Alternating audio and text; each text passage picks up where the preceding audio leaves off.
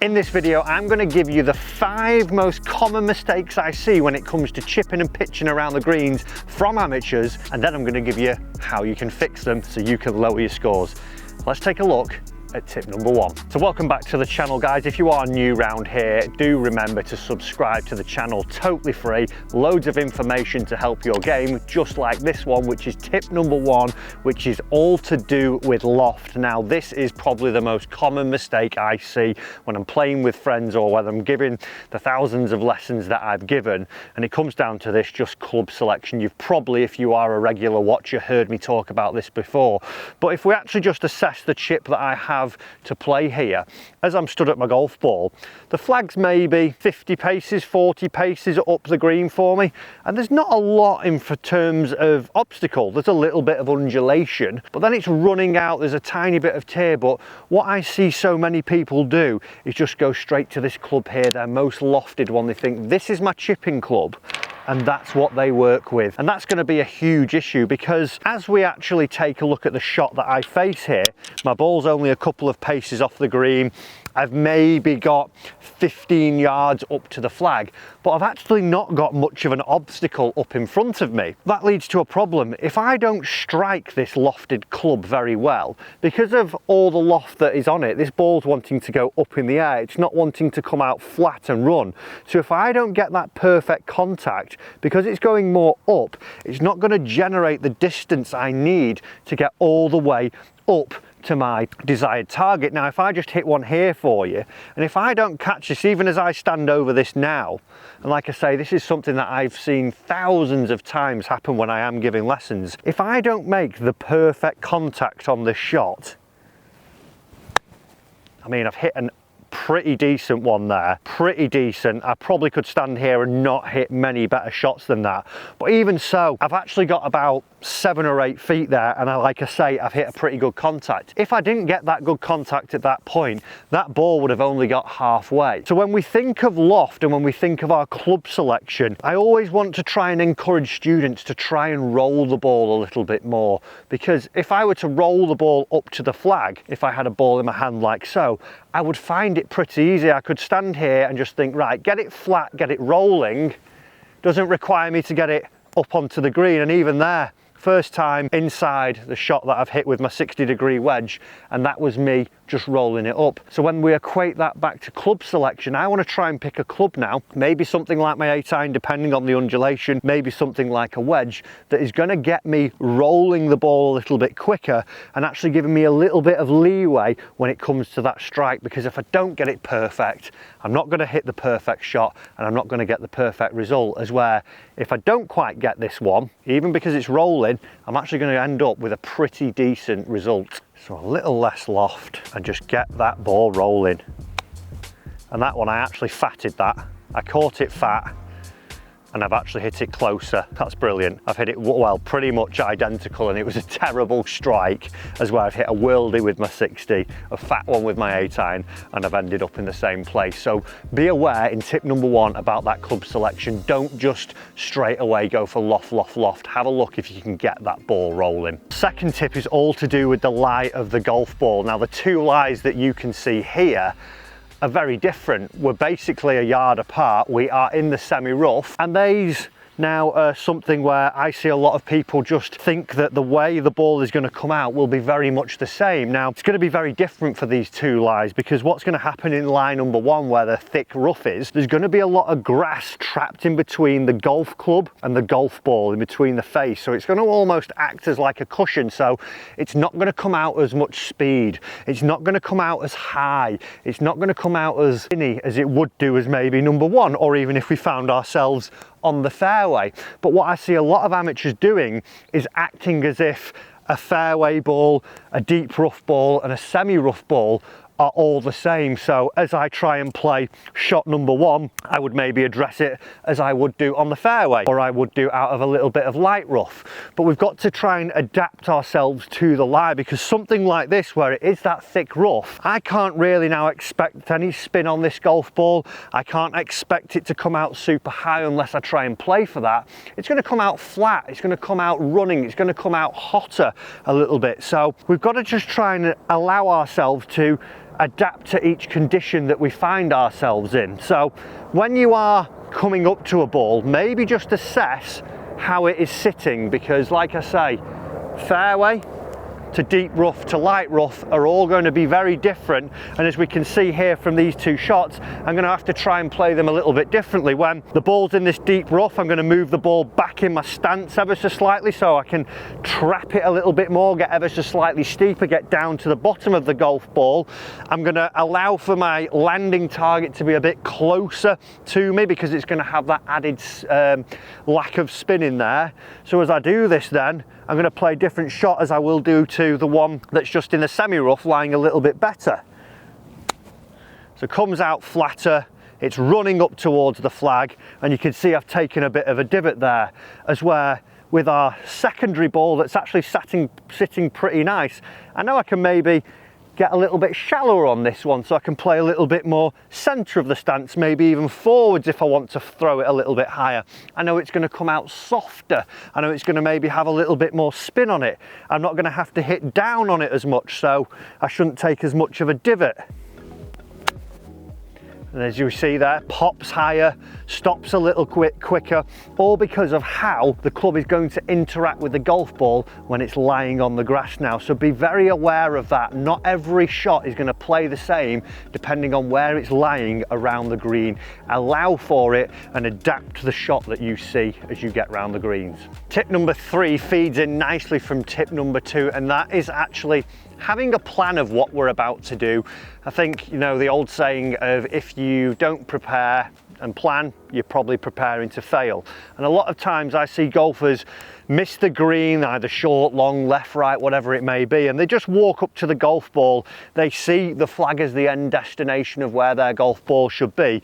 So they aim, you know, their club or their body towards it and just think, right, well, I'll hit this golf ball towards there. They don't read the scenario. They haven't allowed for what the lie is going to be doing. They also haven't allowed for the scenario from ball to actually that end destination. What have we got to carry? Is there a bunker? Is there some undulation? What's the green like when you get onto it? Are you hitting onto an upslope of the green? Here I'm actually hitting onto a bit of a downslope. Is it moving left to right? If the golf ball was here or just on the fringe, maybe a couple of paces away from where my golf ball is, you would be behind it. As your playing partners are hitting their shots, you'd maybe be having a look, looking around to see where the undulations are, as where when we just come off, maybe because we're not confident in our ability when we come to the short games and the chips and the pitches, we just think, well, just get it forwards, that'll do. But let's try and actually have a little bit of a plan, because if we do, that gives our mind a little bit of an idea of what we want to do, how I want to see this shot to happen.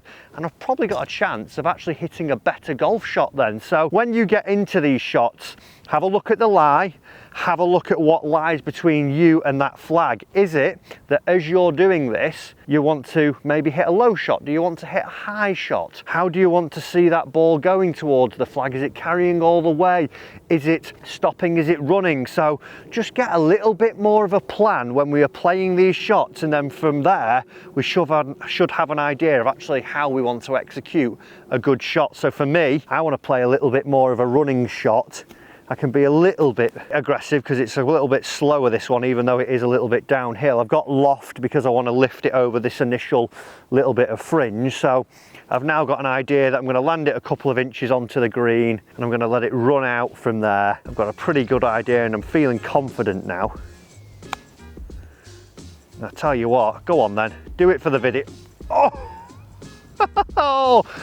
Nearly holed it. Felt good because all I did then was give myself the idea of what I actually wanted to do, and I just had to execute, as where if I stand and aim forwards, hit it and go, ugh, didn't realise that went left to right. Well, you didn't plan. So next time you're hitting these chips, actually plan the shot out. How are you going to hit it? What do you think the ball's going to do as you're hitting the shots? And you should start to see that you start chipping them closer. Before we get into tip number 4, guys, if you are enjoying these and you've identified with any of these, leave us a little comment down below. Also leave a like, and remember, hit the subscribe button. But tip number 4, I would imagine now this is the one where you're going to be typing, because we all get this. We all get nervous out on the golf course, and what that leads to is tension. And as we face a shot like this one, where between me and the flag now, I've got bunker, I've got a little bit of room between the fringe and where that flag is placed. So all of a sudden it becomes a little bit more of a high tariff shot, and straight away my nerves kick in. I start gripping the club really hard. All my muscles as I stand over this one, because my inner monologue is saying, don't duff it into the bunker, don't duff it into the bunker. I even look more rigid in myself, and as I stand over and try and execute this shot, everything about me just screams I'm tight, I'm wound up. My stroke starts to look stabby. And ultimately we get that shot there in the bunker.